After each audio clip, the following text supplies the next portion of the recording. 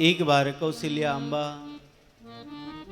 अपने पुत्र श्री रामभद्र को गोद में लेकर के और महल के बाहर निकली। श्री दशरथ जी महाराज के भाई लगते थे श्री वीरसेन जी। वीरसेन जी जो हैं वह अयोध्या के सेनापति हैं। वीरसेन की पत्नी रत्नमाला जो थी वह अपने महल के ऊपर से दर्शन कर रही थी और रत्नमाला ने जब देखा भगवान श्री राम के इस दिव्य सौंदर्य को एक टक निहारती रह गई और भगवान के इस मंगलमयी रूप का दर्शन करते करते रत्नमाला महारानी जो है वह मूर्छित हो गई। दासियों ने आकर के उनको संभाला, पकड़ करके ले गई, जल का छींटा लगाया और उनकी मूर्छा दूर हुई। तो उन्होंने मन ही मन संकल्प कर लिया कि जब तक रामभद्र सरकार हमारी गोद में नहीं आएंगे तब तक हम अन्न जल ग्रहण नहीं करेंगे। ऐसा विचार करके बैठ गई परम दुखी होकर के। शरीर कृष्ण होता चला गया। माता कौशल्या को पता चला है कि सेनापति की जो पत्नी है रत्नमाला वह अस्वस्थ हैं। तो महारानी कौशल्या जो है वह दर्शन के लिए आई, देखने के लिए।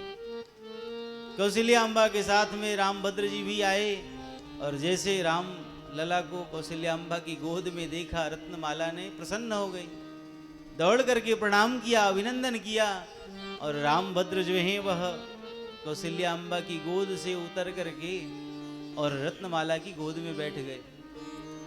अद्भुत सुख प्राप्त हुआ, अद्भुत आनंद मिला और अद्भुत आनंद दे करके कौशल्या अम्बा कुशल क्षेम लेकर के वापस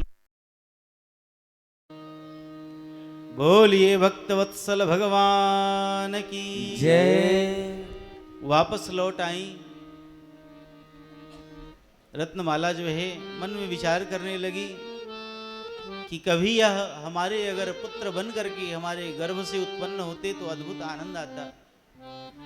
तो रत्नमाला जो है वह वशिष्ठ जी के पास में गई वीरसेन के साथ में और जाकर के वशिष्ठ जी महाराज से अभिनंदन वंदन किया कि हे गुरुदेव, आप कोई हमें साधन बताओ जिससे यह रामभद्र जो हैं वह हमारे यहाँ पुत्र के रूप में प्रकट हों। वशिष्ठ जी महाराज ने कहा कि देवी, बद्रीनाथ में जाकर के तुम दोनों तपस्या करो, अवश्य ही भगवान तुम्हारी मनोकामना पूर्ण करेंगे। तो वीरसेन और रत्नमाला दोनों बद्रीनाथ में जाकर के और 11 वर्ष तक कठोर तप किया है। 11 वर्ष के तप से प्रसन्न होकर के स्वयं भगवान नारायण प्रकट हुए हैं। बोलिए बद्री नारायण भगवान की जय हो। भगवान बद्री नारायण प्रकट हुए, दर्शन किया और चाहती थी कि भगवान हमारे यहाँ पुत्र बन करके आए, यह हम भगवान से मांगे। लेकिन भगवान ने सरस्वती मैया को प्रेरणा कर दिया। सरस्वती मैया ने बुद्धि थोड़ी परिवर्तित कर दी। तो इन्होंने वरदान में मांगा कि हे प्रभु, 11 वर्ष तक आप हमारी गोद में लीला करो, क्रीड़ा करो, यह वात्सल्य सुख मुझे प्राप्त हो, ऐसा आप कृपा करो। भगवान ने आशीष प्रदान किया और यही रत्नमाला और वीरसेन जो हैं वह कालांतर में द्वापर युग में नंद और यशोदा के रूप में आए। 11 वर्ष तक भगवान को अपनी गोद में खिलाने का वात्सल्य सुख प्राप्त करने की मनोकामना की थी। तो भगवान 11 वर्ष तक गोकुल और वृंदावन में रह करके यशोदा मैया और नंद बाबा को सुख पहुंचाए, अद्भुत आनंद दिया।